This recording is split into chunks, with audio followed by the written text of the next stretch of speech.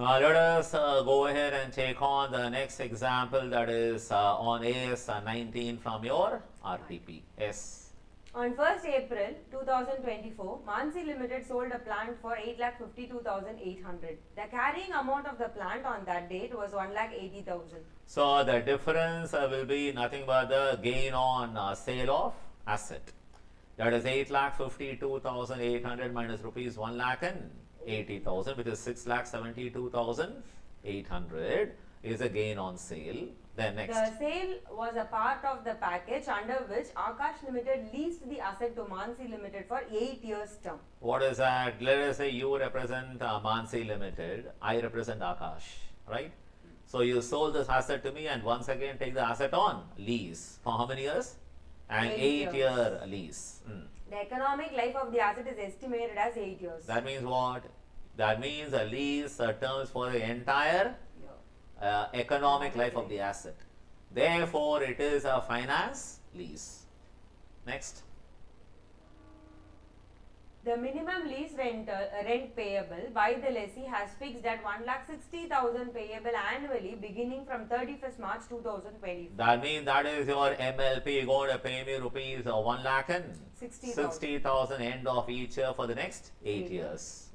The incremental borrowing interest rate of Mansi is estimated at 10% per annum. So that is given for calculating the present value of MLP. If you take a 10% discounted and find this 8 years annuity factor at 10% rate of interest, it will work out as some 5.336, okay, 335, and that into 1,60,000 will be almost equal to, or maybe slightly higher than 8,52,800. Here you can assume that the price at which is sold to me is a fair value of the asset. Is that fine? Next. Calculate the net effect on the statement of profit and loss in the books of Mansi Limited. Okay, listen here. In this case, first of all, you should know that this lease is a finance lease back. It is a sale and a finance lease back because of two counts. One is the lease term is for the entire life of the asset, and also the present value of MLP is almost equal to the fair value of the asset. Therefore, it is a finance lease. So, if you refer to para 48 of AS 19, it will say that whenever it's a sale and finance lease back, any gain or any loss, that is a deficit arising from the disposal of asset, will be deferred and amortized over the lease term in proportion to the depreciation you're going to claim on the asset. Is that fine? Yes. Because under a finance lease, as a lessee, you recognize an asset and a lease liability in your books on day one. In this case, 1/4/2024. Yes, ma'am. Should I read the answer? Answer. So, for the calculation of net effect of a statement of profit and loss on the sale of equipment, it is judged whether lease is operating or a finance lease. The lease term is 8 years, which covers the entire economic life of the equipment.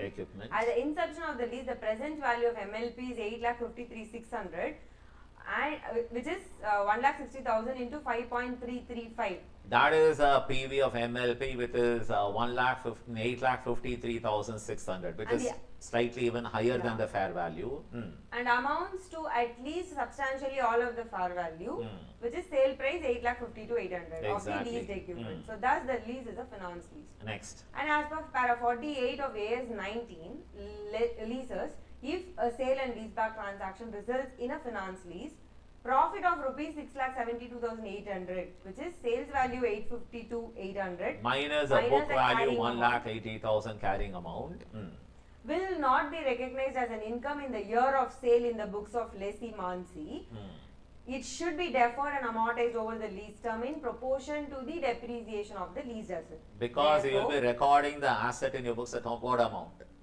So as per AS 19, you will be recording the asset taken on lease at its fair value or PV of MLP, whichever is lower.